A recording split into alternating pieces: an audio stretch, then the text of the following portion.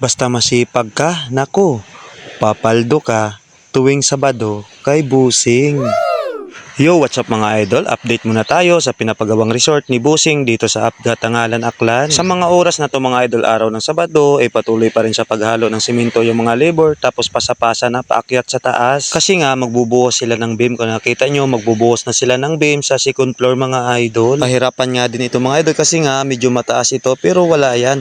Kayang-kaya yan basta nagtutulungan. Basta alam mo lang yung trabaho mo, nako, kayang-kayang diskartehan yan. Kaya araw-araw may progreso talaga dito at nakikita na natin kung ano yung itsura ng resort ni Busing. At syempre, nag-drilling na rin dito para sa tubig. Pagkatapos nga madrilling itong mga idol, nilagyan ng makina tapos pinagapang na lang yung mga hose papunta dun sa site mga idol kung saan naghahalo ng simento. Kailangan talaga ng tubig mga idol sa mga ganitong trabaho. Kung nakita nyo, malapit na talaga matapos yung pag-asintada ng hollow block dito sa bandang likod at dito naman sa bandang loob mga idol, ganun na yung itsura. At syempre, tinistingan natin yung motor o yung bagong drilling at ito ang lakas ng tubig. At syempre busy nga yung lahat-lahat mga idol at kanya-kanya na silang trabaho kasi mga idol yung bawat isa sa kanila may kanya-kanyang obligasyon. At syempre dito din si Busing mga idol, tinitingnan din kung ano yung progreso ngayong araw. Syempre kausap niya si Foreman. Sadyang napakasarap talaga sa paningin o sa mata pag may nakita kang may progreso araw-araw. At pagdatingan ng 3 PM mga idol, niready na namin ni Busing mga idol yung mga listahan nila, yung mga sobre.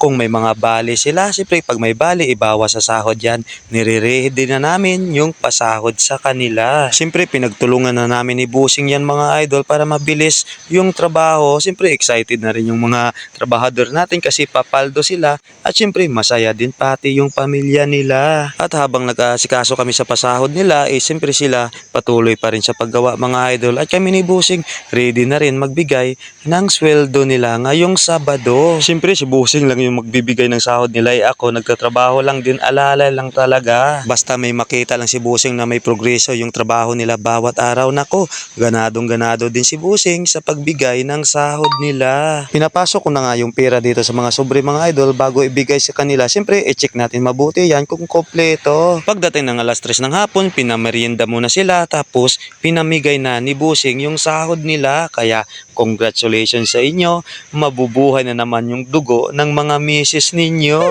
Sigurado pag uwi nyo, nakaligo na si misis. Hindi biro lang. Paano naman pag walang asawa?